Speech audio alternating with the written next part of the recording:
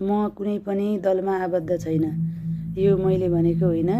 हामीले एकदमै आश राखेको एकजना व्यक्ति थियो जो चाहिँ कुनै एउटा दलको चाहिँ उपसभापति पद धारण गरिरहनु भएको छ।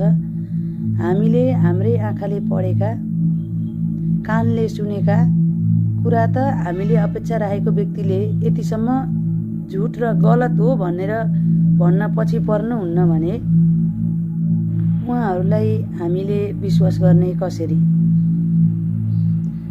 दलहरूको अहिलेका गतिविधिले नयाँ जोगीले धेरै खरानी घस्छ भन्ने उखान पनि फेल खाने स्थिति आउला जस्तो छ। सरकारले घोषणा गरेको प्रतिनिधि सभा निर्वाचनका लागि पुराना र नयाँ दलहरू मोर्चाबन्दी गरेर आफ्नो उपस्थितिलाई जबरजस्त बनाउन लागि परेका छन्।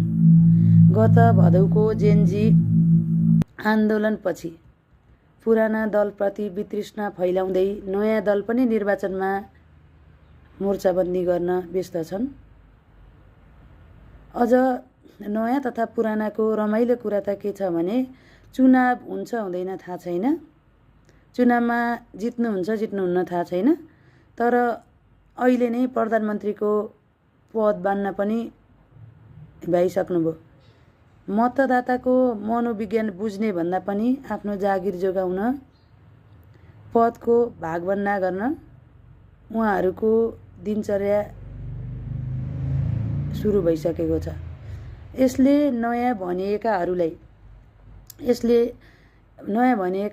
पनि पुरानै शैलीमा मतदाता विरुद्ध मोर्चाबन्दी गरेर पद धारण गर्ने पदप्रतिको लालचमा मात्रै ध्यान देखिन्छ। पुरानाहरूले केही गरेनन्, अब हामी अघि सर्नुपर्छ, हामीले देशका लागि केही गर्नुपर्छ भनेर पुरानाको चाहिँ कमी कमजोरीहरू औल्याउँदै, कमी कमजोरीहरू जनतालाई देखाउँदै विकल्प दिन आएकाहरूको हैसियत पनि दिनदिनै नाङ्गिँदो छ।